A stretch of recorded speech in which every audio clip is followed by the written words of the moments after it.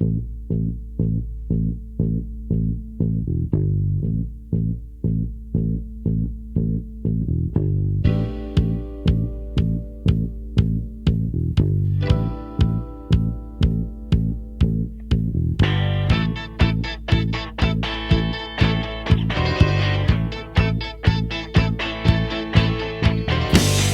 can't seem to face up to the facts.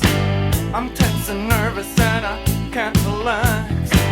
I can't sleep 'cause my bed's on fire. Don't touch me, I'm a real live wire. Psycho killer, qu'est-ce que c'est? Fa fa fa fa fa fa fa fa fa fa. Better run, run, run, run, run, run, run away. Oh, psycho killer, qu'est-ce que c'est? Fa fa fa fa.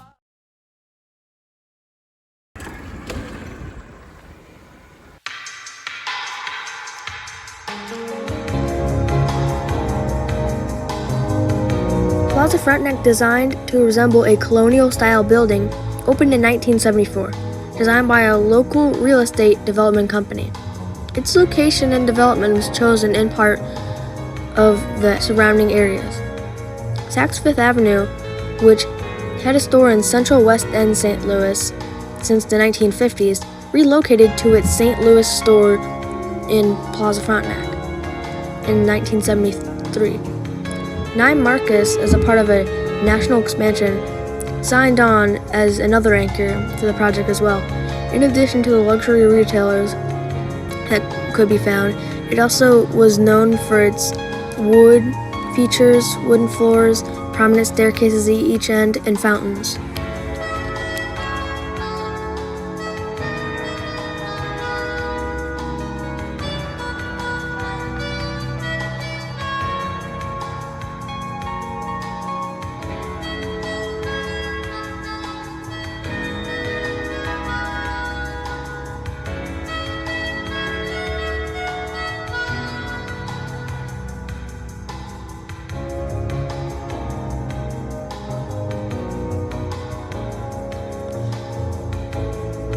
It was first extensively remodeled in 1994, facing competition from St. Louis Galleria, which opened in 1984, which before it was just an outlet mall.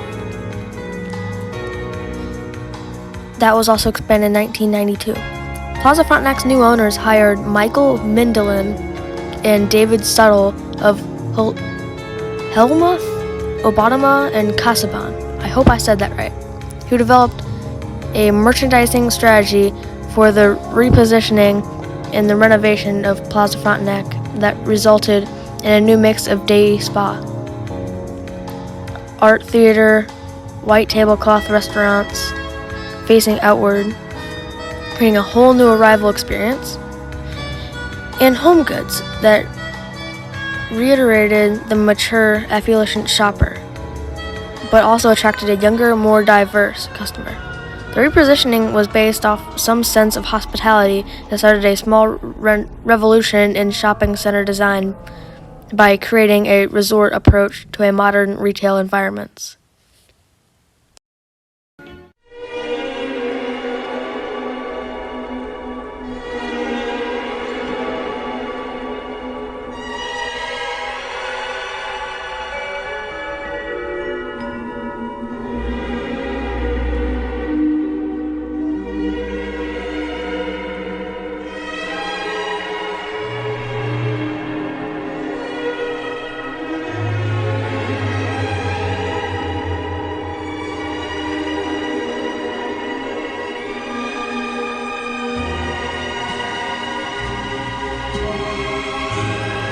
Midland and Suttle continued to work with the ownership refining of this concept over a decade as Suttle Midland, an internationally recognized strategic planning and design firm. According to the Urban Land Institute, the renovation puts Plaza Frontenac on the cutting edge of mall design, based upon the merchandising and lifestyle strategy. The facility gave back a $150 square foot increase of inline sales at the end of the first year of operations after the renovation. The design created a sense of relaxed hospitality, including landscaping inside and out, new hardwood floorings and paint, and as well furniture and fixtures and LED lights. Frontenac now boasts handmade custom carpets imported from Europe, furniture in soft seating areas, a grand piano with live music, and renewed services and amenities including opulent women's restrooms and a lounge with individual wood-lined restrooms. The anchor tenants to the rebuilding of Cardwell's, a local restaurant that was selected by Midland & Suttle to be anchor tenant and secured by the ownership. Midland & Suttle designed Cardwell's at the Plaza and as an entirely new lifestyle offering where patrons could show up in sweats or a suit. Plaza Frontenac became the town and center of this affluent community and set new standards for retailing.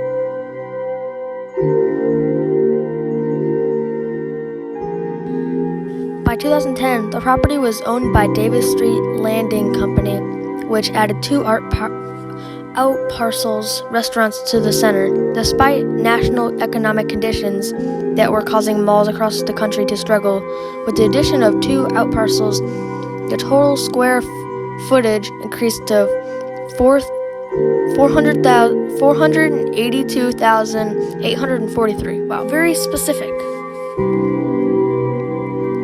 And included roughly 40 tenants. In September of 2011, Davis Street Properties sold Plaza Frontenac to a joint venture between General Growth Properties, GGP, and Canada Pension Plan Investment Board. At the time, it was reported that the average sales at the center were approximately $500 per square foot, well above the national average. It was also 96% leased beyond the anchors.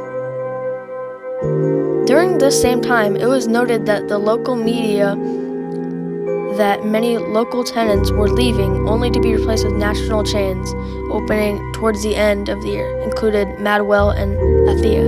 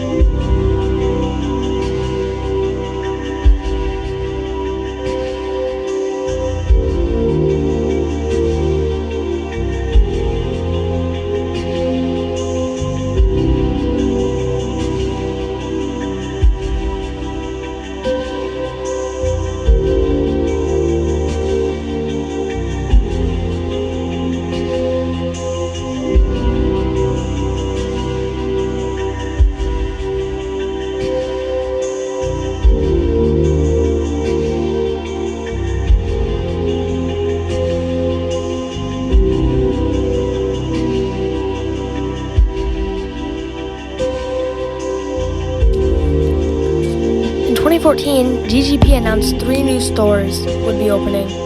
Forever Flawless, a skincare store in early summer, Toby Burchin in August, and an upscale home goods store, Mitchell Gold, plus Bob Wilson's signature store by the end of the year. Near the Christmas season, the mall would also recently announce that the jeweler David Yurman is joining the growing roster of upscale tenants.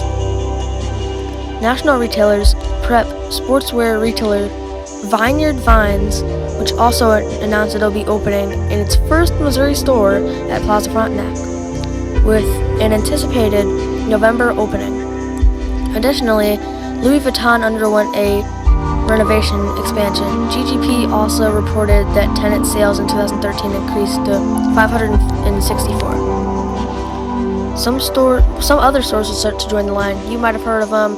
They start with an L. They're called Lululemon. Also, I'm pretty sure Gucci joined the line too.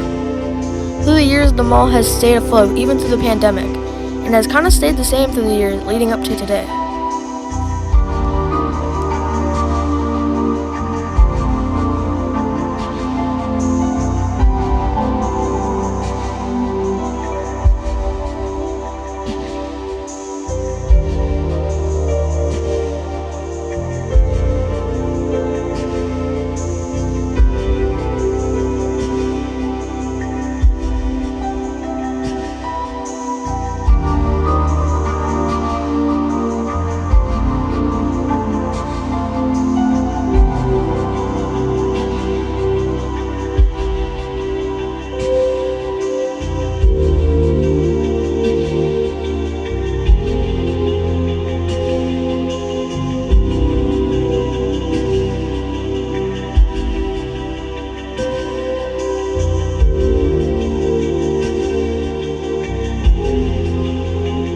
So, what do you think the future of Plaza Frontenac is? Do you think it'll keep adding new, fresh tenants that people crave for? Or do you think it'll fall like all the other malls in St. Louis? Tell me in the comments. I really want to hear your opinion on what's going to happen to Plaza Frontenac. Anyway, I'll see you in the next one. As we mentioned this mall earlier in the episode, it's a pretty easy one. But stay tuned to hear what it is and next week.